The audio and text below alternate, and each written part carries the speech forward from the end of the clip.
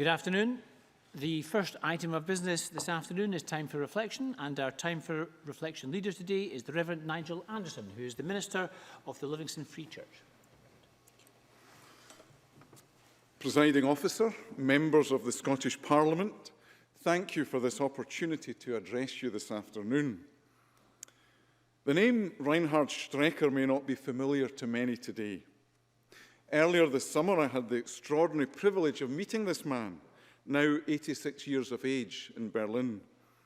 I was having coffee with a friend outside the building where a service was about to take place, commemorating the 22nd July 1944 assassination plot on Hitler. An elderly gentleman, Reinhard Strecker, came over to sit beside us, and for the next hour we were spellbound at his story. He told of his liberation by a Scottish regiment in 1944, then spoke of his post-war work, exposing, by documentation, the crimes of Nazi judges still holding judicial positions in West Germany. Here was a man of immense courage who, in the face of much opposition from his own countrymen, sought justice and truth that many wished suppressed. And the question is asked, to what extent was his upbringing a factor in his courageous quest for justice?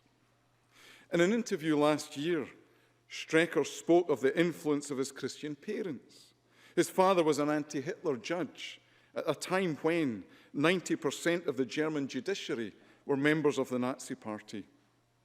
Then he said something quite telling. That had to do with the fact that for my parents, church and religion still meant something. And whether in Germany in the midst of totalitarian rule, or in the freedoms of 21st century Scotland, the church and religion still mean something. The German theologian Dietrich Bonhoeffer, admired by Strecker, said this of the church: "The church is the church only when it exists for others, not dominating, but helping and serving.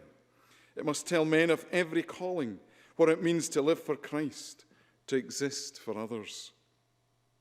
As a Christian, I rejoice in the influence of my own denomination, the Free Church of Scotland, in that telling what it means to live for Christ and exist for others, through the preaching the gospel of Jesus that continues to transform lives, and through involvement in such humanitarian work as drug and alcohol recovery programs in Govan, and the work of supporting projects in rural Kenya for the improvement of educational facilities there, for the good of others and the glory of God. That is the church and religion that has much to offer in following the example of Jesus, who came to serve in giving his life for others. Thank you.